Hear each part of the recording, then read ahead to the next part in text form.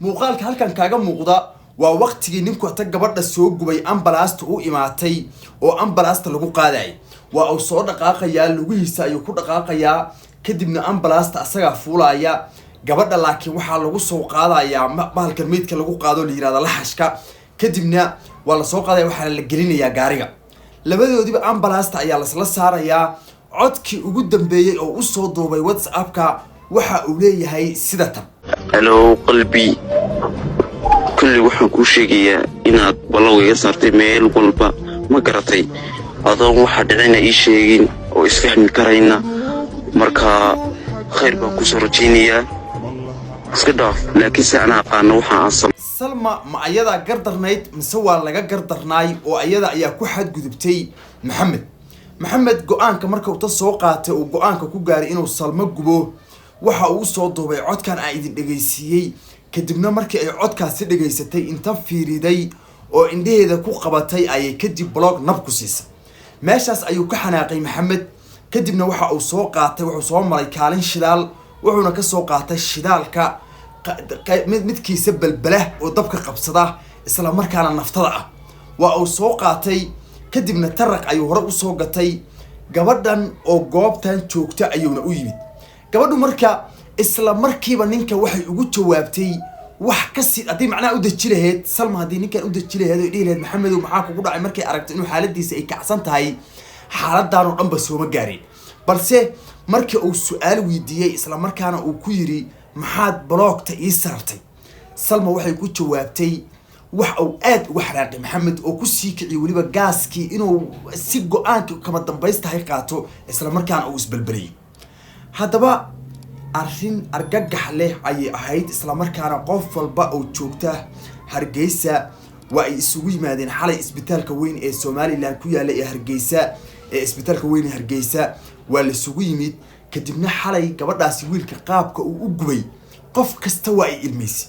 gabadha tinteeda ayaa dabku qabsaday kadibna gabadhii oo dhan uu gubay intaan oo dhan ilaa wajiga dabkii hal mar ta qabsaday oo tintii ku oloshay ayuu baf yiri oo tintii hal mar gubtay gabadhii waa nin isagu diirka iskinkeenan dawadu dishay iskinkiisu isku mid ma waan iskinkiisu say waa nin madow cadaanka halkan ha eegina sidaasii Salmi ka darantay dabkana iyadu uu ugu talagalay qadarta Ilaahay marka laga tagana dabka inay wax ku noqonaysa markuu baadroolku gubay inan yar oo caata oo dawo marsatay u garanay imika wajiga oo dhan iyo qoorta oo dhan dhaawac ugu badan waxa uga geystay waa timaheeda timu dadka way gubay baadrool samood walaa waxa uu dhaamlayd sabab baaskoolad ku dhufto nolosha uu ku gubay uun ka daaya gabadha markii uu u yimid sayluun ayay ku jirtay waxaana sayluunka qolka gabdhaha timaha lagu hagaajiyo timaha gabdhaha isku qurxiyaan ay gabadhan iska qurxinaysay gabar saaxiibteed ah ayaa albaabka ka soo furtay Maxamed isla markaana gabadhan ayuu soo ag istaagay oo tinta hagaagsanaysa oo waliba alaabtii tinta lagu hagaajinayay ay tinta ugu jirto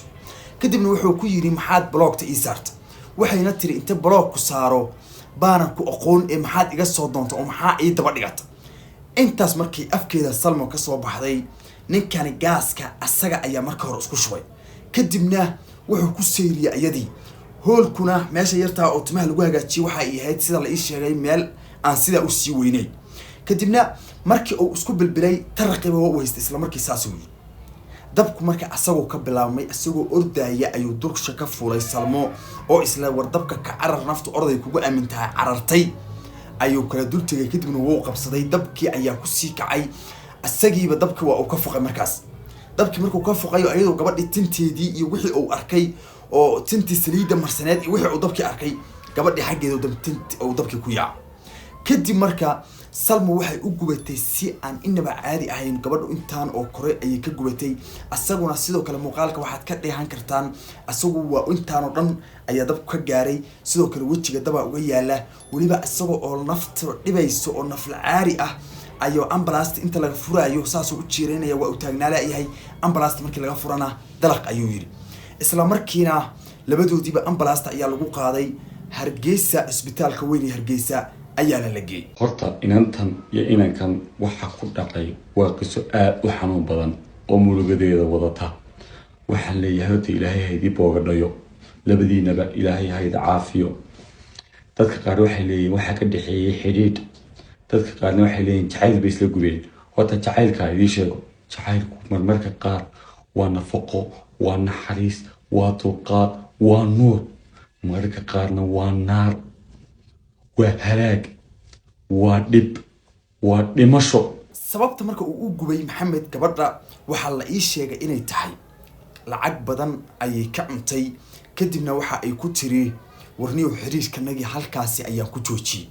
wiilku gabadha si serious ah ayuu markii hore dhan u jeclaay isla markaana lacag ayuu isaga hirqi jiray balse markii gabadhu ay go'aan ku gaartay inay jacaylka burburiso wiilkanina waxa uu go'aan ku gaaray macnaha lacagtii ayuu soo xasuustay marka hore markaad qofka jeceshahay lacagtu ka baxaydo ma ogid balse waxa laga yaabaa qofkaas markuu ka tago inaad lacagta dib u xasuusato iyo qofkani wanaagii iyo wixii aad u sameeynaysa lacagta ayuu soo xasuustay kadibna codka ayuu u duubay waxa uu yiri aniga ayaa aqaana sida aan sameynayo hadii aad badbaadi karto badbaad hadaba wiilkani gabadha markuu codka u duubay wax dhibaato ah ama waxba kama aysan soo qaadin balse ma ogtiin saaxiibayaal inay jiraan dad xanuunsan oo qalbiyan loo haayo isla markaana jiran oo hadii aad xiriir la sameeydo naftaaduba aysan waxba u ahayn oo balaayo kale ay ku dhaxnoosho dad saas ayaa jira qofkan xiriirka marka la sameynayso waa inaad iska fiiri kartaa qofkan waxa uu yahay hadii aadan ogeyn marka hore dabeecadihiisa aadan baarin halistan gabadhan Salma ku dhacday oo kale ayaa kugu dhici karta hadaba saaxiibayaal gabadhaasi duco ayay naga dalbanaysaa isla markaana wiilka iyo gabadhu ma kale liitaan aan u wada ducayno inkastoo la ii sheegay qaraabada gabadha inay dhahaan wiilku meesha ku dilayna war maxaa idinka siiya ma wiilka meesha bartaan ku dilayna wiilka gabadhanadii gubay gabadhanada wiligeed aan guur soo maray curdin ah ninkii gabadha nafta noo dhaafay in gabadha waxa la yiri dabka jirkeeda wuu qabsaday 8% gabadhan waalidkeeda hooyadeedii aabaheed ku shargareey fiidiyogan insha Allah waxaan rajeynayaa Ilaahay inuu u boogo dhagay gabadhan waxa la yiraahdaa Salmo waxay ku nooshahay Hargeysa Somaliland gabadhan waxay ka shaqeysaa meel burukiyeer ayay ka shaqeysaa oo gabdhaha lagu qurxiyo makeup-ka iyo timaha iyo cilaanka wax loogu mariyo gabadhan nin ayay isbarteen ninkii ayaa waxa uu qaaday jacayl xad dhaafa ayadana waa ay jeclaatay laakiin ninka wuxuu balaayo ku dhigay kii maseer ahaa ayuu balaayo ku dhigay gabadhaana waa gabadh hami leh oo macnaha aakhiradeeda adduunkeedaba inuu u shaqeysto rabto sida aad ka arkaysidba repostigeeda TikTok اللهم البسني الذهب والثراء واسكنني أجمل القصور gabadha ayada ahayd marka ninkan jacaylka xaddaafka u qaaday waxa u sii dheeraa maseer waxay ka karweysay maseerkan jooji ninkan wuxuu ka maseersan gabadha labiskeeda quruxdeeda waxaas oo dhan ka maseersan waxay waxba ka qaban karin quruxdan Ilaahay uu siiyay iyo labiskan ilbasanayso ayuu maseer ka qaaday kabacdi gabadha ninkan go'aan ay ka qaato waxay tiriniyo ninkan in fiicmaan noloshada halis bay ku tahay iga tag bitirniyo balaaya ku dagtay dhaka weyn kuma rabe iga tag ninkii gabadha meel kasta blog ka saartay meel waliba blog ka saartay shaqadeeda ay isku joogto oo shaqaysanayso habeenkii markii meesha soo xiran lahaa oo gabar saaxiibadeeda meesha iskula jiraan oo waxyaabay ay xisaabsanayso lacagteeda xisaabsanayso oo meesha soo tirtiranayso ayaa ninkii meesha soo galay ninka baabuurkiisa sidaal uga buuxo